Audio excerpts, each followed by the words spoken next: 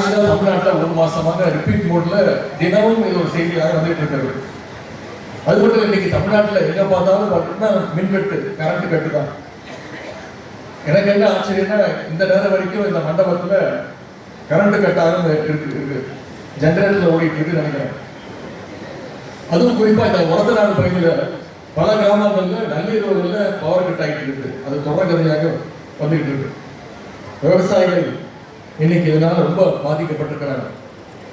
இன்னொரு செய்தி, நம்முடைய தலைவர் முதலமைச்சராக இருந்தப்போ 2021ஆம் ஆண்டுல இருந்து 2025ஆம் ஆண்டு வரைக்கும் சரியா ஜூன் 12ஆம் தேதி அன்னைக்கு மேட்டூர்ல அணையிலிருந்து டெல்டா பாசனத்துக்காக தண்ணியை நம்முடைய தலைவர் அவர்கள் ஒவ்வொரு ஆண்டும் சரியான அந்த தேதியில் திறந்து வச்சாரு. ஆனா இந்த அரசு இந்த மேட்டூர் அணையை ஜூன் 12ஆம் தேதி இன்னும் திறக்கல. அது மட்டும் குறுவை சாகுபடிக்கு அவங்க அறிவிச்ச ஸ்பெஷல் பேக்கேஜ் பத்தாதுன்னு இன்னைக்கு விவசாயிகள் அத்தனை பேரும் சாலையில் வந்து போராடிட்டு இருக்கிறாங்க. இதை சட்டமன்றத்தில் சொன்னோடனே முதலமைச்சர் என்ன சொன்னாரு, திராவிட முன்னேற்ற கழகத்தின தூண்டுதலால விவசாயிகள் போராட்டத்துக்கு வந்திருக்கிறாங்க அப்படின்னு விவசாயிகளுடைய போராட்டத்தையும் கொச்சைப்படுத்திக் கொண்டிருக்கிறார் இங்க இருக்கக்கூடிய நம்முடைய முதலமைச்சர். தேர்தல் அப்போ 5 ஏக்கர் வரைக்கும் பயிர்கடன் தள்ளுபடின்னு முதலமைச்சர் அவர்கள் தேர்தல் பிரச்சாரத்தில் வாக்குறுதிகளை கொடுத்தார். ஆனா அதெல்லாம் செஞ்சாரா அப்படிங்கிறத நீங்க யோசிச்சு பார்க்கணும். முதல்ல 1 லட்சம் வரைக்கும் பயிர்கடன் வாங்கியிருந்தா வெறும் 5000 ரூபாய் தள்ளுபடி அப்படின்னு அறிவிச்சாங்க. அதுலயும் பாத்தீங்கன்னா சிறு விவசாயி, குறு விவசாயின்னு தரம் பிரிச்சாங்க. அதற்கு பிறகு 75,000 வரைக்கும் தள்ளுபடின்னு சொன்னாங்க.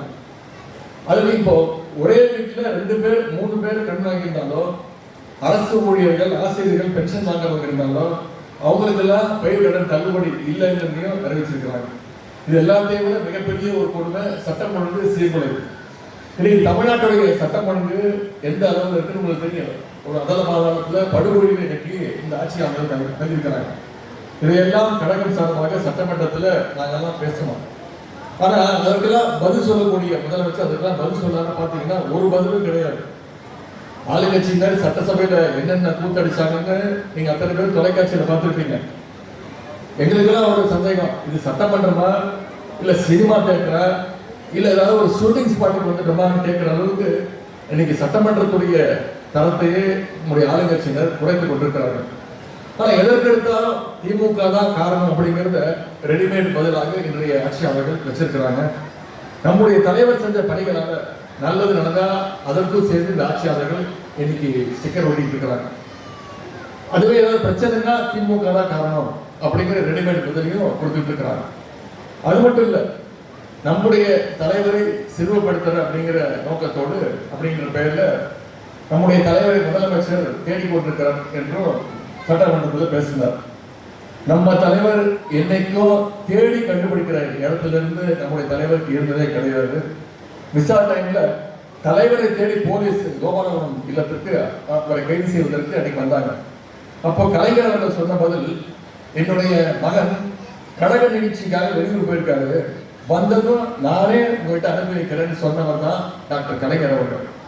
கலைஞர் சொன்னபடி கழக பணி முடிஞ்சு அந்த நம்முடைய தலைவரை உடனடியாக காவல் நிலையத்துக்கு அனுப்பி வச்சார்.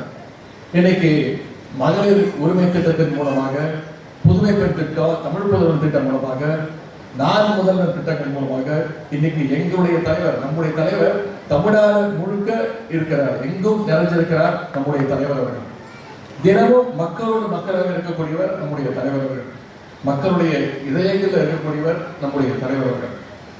ஆனா அதே நேரத்தில் சென்னையில் இருக்கக்கூடிய நம்முடைய முதலமைச்சருடைய தொகுதி பெரம்பூர் தொகுதி மக்கள் எந்த சொல்றாங்க, நாங்கெல்லாம் தெரியாம ஒருத்தரை தெரியாதனமா ஜெயிக்க வச்சுட்டோமே, அவர் எங்க போனாரு யாராவது பாத்தீங்கன்னான்னு கேட்கிற அளவுக்கு இன்னைக்கு பெரம்பூர் சட்டமன்ற தொகுதி மக்கள் புலம்பிட்டு இருக்கிறாங்க. இந்த ஆட்சியில ஒட்டுமொத்த தமிழ்நாடும் யாரை தேடிட்டு இருக்கு? மின்சாரத்தை தேடிட்டு இருக்கு. போன 5 வருஷம் நல்லா இருந்த சட்டம் ஒழுங்க இன்னைக்கு மக்கள் தேடிட்டு இருக்கிறாங்க. ஆகவே கிண்டல் பண்றதா நினைச்சு முதலமைச்சர் அவரே இன்னைக்கு எக்ஸ்போஸ் பண்ண ஆரம்பிச்சிருக்கிறாரு. இன்னும் அவர் சட்டமன்றத்தில் டான்ஸ் மட்டும் தான் ஆடல, அடுத்த கூட்டத்தொடரில் நிச்சயம் ஒரு டான்ஸ் பெர்ஃபார்மன்ஸும் இருக்குங்கிறது எங்களுடைய எதிர்பார்ப்பு. ஆகவே இன்னைக்கு தமிழ்நாடு இவ்வளவு பெரிய ஒரு பேரிடர்ல மாட்டிக்கிட்டு இருக்கு. இந்த பேரிடரிலிருந்து தமிழ்நாட்டை மீட்க வேண்டியது நம்முடைய பொறுப்பு, உடன்பிறப்பாகிய நம்முடைய பொறுப்பு. அதற்காக நாம் அனைவரும் வருங்காலத்தில் ஒற்றுமையோடு உழைக்க வேண்டும். நாம பார்க்காத வெற்றியும் கிடையாது, நாம பார்க்காத தோல்வியும் கிடையாது. கட்சியையும் தலைவரையும் மனசு வச்சு நம்முடைய பணிகளை எல்லாம் நாம் வகுத்துக் கொள்ள வேண்டும். இந்த நேரத்தில் மணமக்களுக்கு அனைவரின் சார்பாக ஒரு வேண்டுகோள், நீங்க ஒற்றுமையோடு இருக்க வேண்டும். விட்டுக் கொடுக்கக்கூடிய விஷயங்களுக்கு விட்டுக் கொடுத்து, அதே நேரத்தில் சுயமரியாதை எந்த நேரத்தில் விட்டுக் கொடுக்காம உங்களுடைய வாழ்க்கையை நீங்கள் அமைத்துக் கொள்ள வேண்டும். உங்களுக்கு பிறக்கக்கூடிய குழந்தைக்கு அழகிய ஒரு தமிழ் பெயரை நீங்கள் சூட்ட வேண்டும் என்று கூறிக்கொண்டு இந்த வாய்ப்புக்கு நன்றி கூறி மணமக்களுக்கு உங்கள் அனைவரின் சார்பாக மீண்டும் என்னுடைய வாழ்த்துக்களை கூறி விடைபெறுகின்றேன். நன்றி, வணக்கம். மேலாள் அமைச்சர்கள், இந்நாள் சட்டமன்ற உறுப்பினர்கள், ஒன்றிய கழகத்தின் நிர்வாகிகள், பொதுமக்கள் அனைவருக்கும் என்னுடைய நெஞ்சார்ந்த நன்றியை மணமக்கள் வீட்டார் சார்பாக தெரிவித்துக் கொள்கிறோம். நன்றி, வணக்கம்.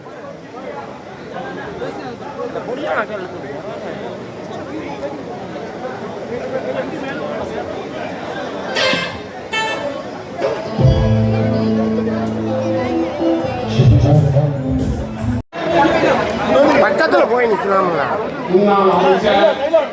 ஊரே போய் நிற்கிறப்ப முடிஞ்சு போய் நினைக்கிறேன். அப்படியே நிற்கிறேன்.